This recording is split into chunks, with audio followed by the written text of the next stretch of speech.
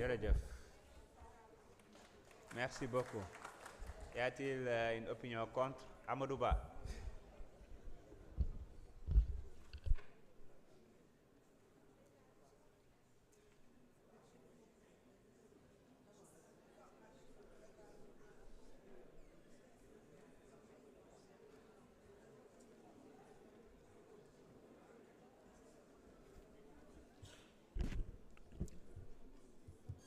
asalaamaaleykum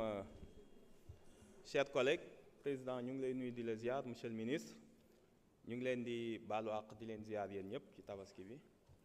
di rafetlu liggéey bu am solo bii nga xam ni tous les groupes parlementaires ak députés non inscrits liggéey nañ ko pour ñu am un règlement intérieur bu bees bu moderne boo xam ni dina tenir compte des droits de la minorité dina gën a protéger les députés notamment ci levée immunité parlementaire bi jox leen ay àq ak yelleef président Abdoulaye Tall wax na ko nga xam ni la présomption d'innocence dafa am solo et puis ñuy informer député yi ci li nga xam ni moom la ñuy reprocher seeni collègues ñu mën ko apprécier librement donc je pense que du ma ñëwaat ci innovation yu bëri yi nga xam ni de façon consensuelle le président Ayib ak madame la présidente Aïssata Tall ak Tafsir Thioye bi représenté non inscrits yi liggéey nañ ko ak les services de l'administration de l'Assemblée. Honorable Maguette Sène par rapport à la parité il faut savoir am na noo koy présenté dafa mel ni dañoo jóg pour jéem a laal parité wala di ko jéem a néewal doole affaire bi demeewul woon noonu parce que am na noo xam ni boo ko waxee dafay mel ni alors que dañoo bëgg a promouvoir encore une fois le rôle plus important des femmes dans toutes les institutions kooku c'est le but seulement boo fàttali ko loi parité 2010 la woon le problème qu'on a c'est que chaque fois qu'on vote une loi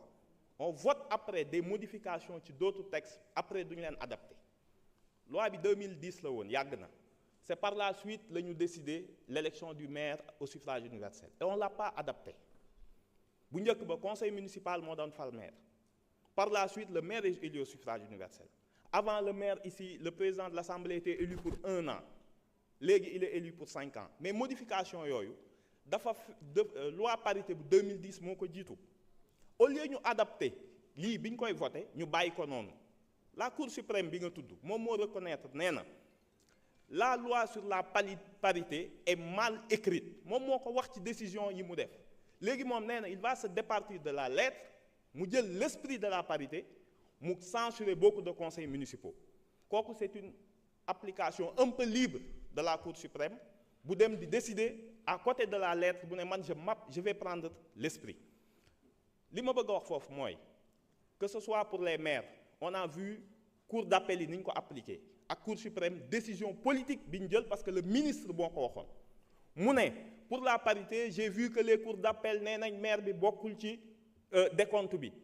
donc dañuy appliquer parité à partir du 1er adjoint loolu la ministre bi wax parce que les cours d'appel majoritairement loolu lañ jëloon comme position monsieur le ministre ni y aura une uniformisation dinañ wax Cour suprême mu jël une décision de principe pour que ñuy appliquer affaire bi à partir du maire seulement c'est pas l'esprit de la loi bu ñu bëggee régler le problème pour adapter ko au changement intervenu postérieurement au vote de la loi il faut ñu changer la loi sur la parité ñu toogaat discuter ko pour adapter ko dimensionner ko France bi nga xam ni fa lañ ko jëlee les partis politiques sax dañ leen a jox liberté ñu bañ a appliquer parité di fay ay pénalités